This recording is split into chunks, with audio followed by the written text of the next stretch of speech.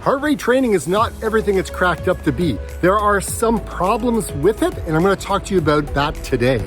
I've made mistakes and I've learned from my mistakes, and I want to tell you what those are so you don't make the same mistakes I made.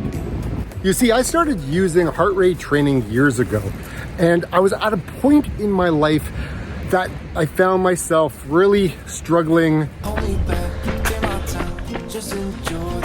Running prior to starting the MAF method was really terrible. It was awful. After that horrific finish in my marathon in Hamilton, Ontario, I just fell apart for like months, and then the months went into years, and then it was very sporadic. I didn't really run. So I wasn't in the right headspace. A lot of stress had kind of come into my life, and I was kind of on that downward spiral. I was eating worse, I was gaining weight. I'd been a very fat individual for many years. Fast forward to a couple of years, and I improved. Yes, I ran 3 minutes faster per kilometer at the end of the year, but the reason for that is I was able to dial up my mileage in a crazy amount in that 1 year span. But there was a few things that I wasn't happy about. There was a few things that happened that I'm going to talk about today. I mean, I made mistakes, and I'm still making mistakes, and I learn as I go. The Maffetone method, for those of you who don't know what it is, it's basically a training method that Dr. Phil Maffetone came up with way back in, I think, the 70s. Training at a low heart rate and improving at that same heart rate over time. So what you do is you take 180 minus your age, and that is going to be the heart rate that you're going to train at for pretty much the majority of your runs for the next couple of months, so that way you can build your aerobic base. Now, there are a couple of instances where you may have to reduce your beats per minute based on some factors with regards to your health, whether you're overweight, whether you're taking medications, whether you're coming back from an injury, things like that. I'll put that up on the screen right here for you to take a look at. And the premise of it is if you train at this low heart rate, you're going to be not running fast, you're going to be running extremely slow, maybe you're going to be walking or shuffling, and it's going to be very frustrating for you at first because you probably have never trained so slow in all your life. However, trust me, it works because I've improved by 3 minutes over time. The fifth mistake I made was I honestly miscalculated the whole entire thing when it came to eating. I love my food, and I'm sure you guys love your food.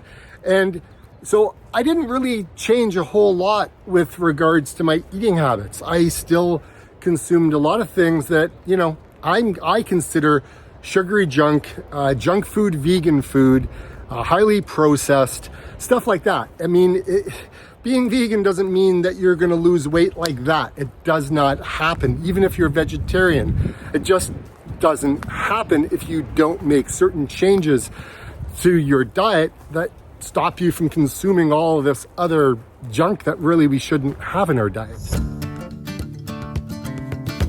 I didn't fully understand what was really involved in training using low heart rate. Look, low heart rate means running low heart rate, right? But when you use somebody's method that they created, there's a whole other aspect of things that kind of has to fall in line. My job is very stressful. And because of that, trying to minimize my stress, I didn't quite understand what that meant. And I had no way of really measuring that except with my heart rate. But at the time, I was still a little confused with how that worked. So there was changes I had to make with regards to that. And later on in the video, I'm going to give you 3 simple, easy steps that will help you mitigate all of the things that I'm talking about in today's video. Number 3 is discipline. And what I mean by discipline, you really have to be focused using this method, because sometimes it can go very easily off the rails. And what I mean by that is you can get bored, you can get very frustrated, because the amount of things that are contributing to your heart rate is a lot. It's a lot to take in, and the discipline I had at the time, it was strong, but there was days where it started to elude me. And if you don't understand why you're training this way, then you may really lose sight of the whole entire thing and revert back into like other bad habits, like running every single run fast. So I really had to narrow down, okay, why am I doing this? Be disciplined at it and staying with the program. Because if I didn't see the results. Number 2, the amount of time that you have to train using low heart rate training to build an aerobic base, it's going to vary from one person to the next. Not everybody is coming to this low heart rate training at the same point in time. Everybody is different where they start, whether you're a beginner, whether you're coming back from an injury, whether you've been away from running for a long time, whether you're overweight and you want to lose some weight by running. Like, we come from a different place. And so the amount of time that I had to put into this method was a lot. And look, I'm not going to say that it was a waste of time, because it wasn't. I ended up running 3 minutes faster in a year using this method, but it wasn't all by running slow, which leads me into the number 1 issue with heart rate training, and that is not mixing it up. I mean, if you are always running slow to build this aerobic base, at some point you cap out. You hit that plateau and nothing else changes. And when things don't change, then you get frustrated and then you want to quit. And when you want to quit, then again, you go back to where you were before. So that was a big challenging thing for me, because I had to figure out, okay, I hit this plateau, now what do I do? And so again, it kind of goes back to the 5th reason, because I didn't quite understand all the moving components that were involved in using the Maffetone method, using AKA low heart rate training in my running. This was the biggest challenge. And so what I had to do was, instead of quit, I had to make some changes. And that's when a buddy of mine stepped up and said, hey, Dave, why don't you try doing some track work, right? Reduce the amount of miles that you're putting in, because I was putting in a lot of mileage. I was putting in a lot of time on my feet, a lot of hours in the week.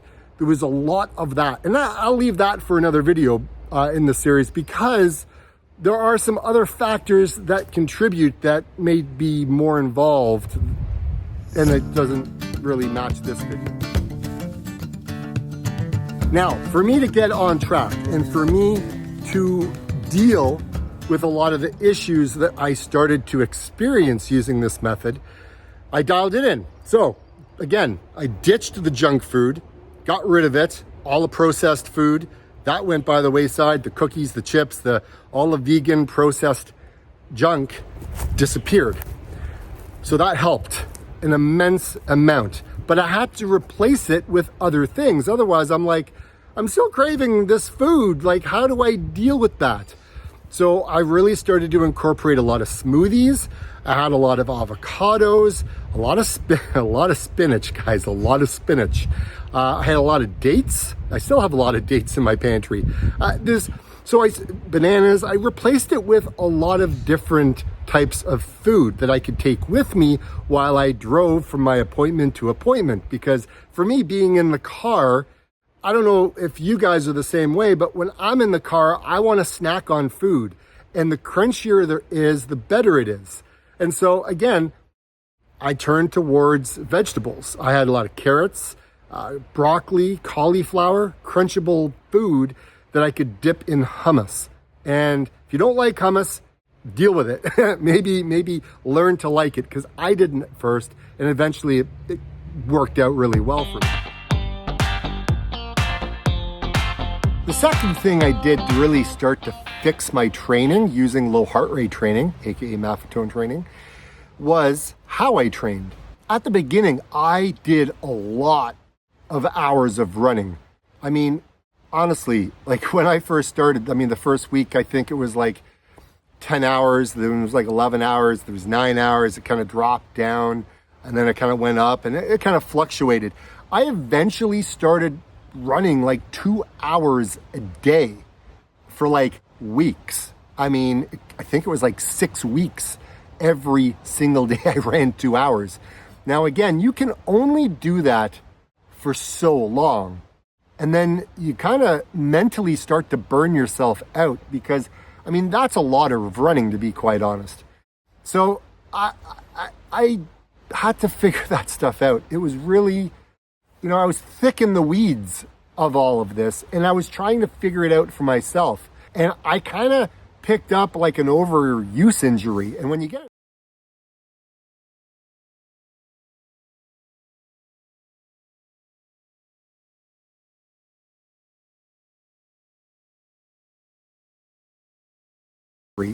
an overuse injury, it's kind of like, oh, you got to be kidding me.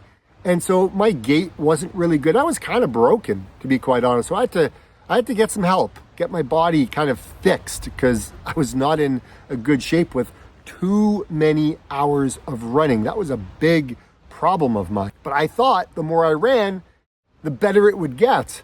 And it did. It did. My pace got faster. My heart rate was still the same, but I was running faster. But I was kind of running myself into the ground.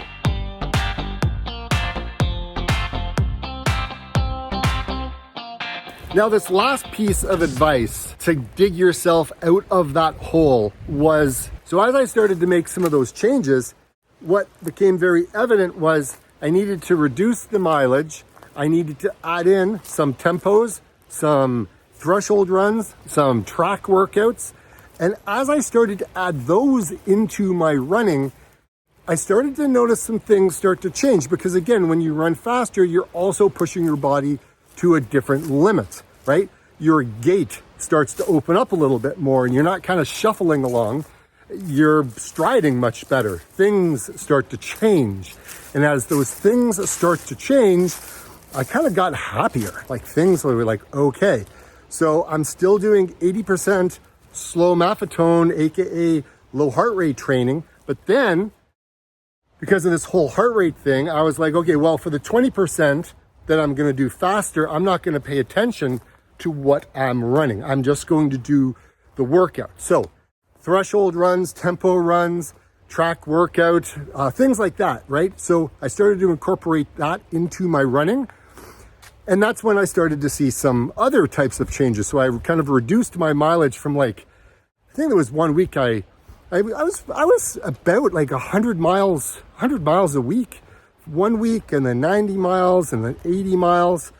Like there was a lot of miles I was running.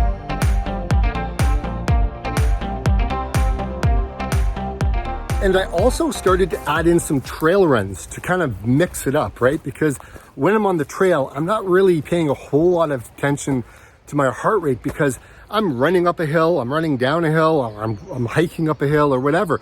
So I didn't really pay attention to a lot of that. So it kind of got rid of the kind of constantly thinking about what is my heart rate. So it made things a little bit more fun for me. And as the year went along, by the end of the year, adding in the track speed sessions, adding in trail runs, changing it up with my diet, and really understanding what it really took in this method, my whole training plan, my whole running totally, absolutely changed. And that's when I really, bingo, things just happened immensely. And I'm so grateful that I really started to dig into paying attention to what my body was telling me to figure my stuff out, because it made me a much more educated runner. Now, there are some myths of using the Maffetone method. And this video right here, I talk about those to help you in your running. Like I always say, get out and run.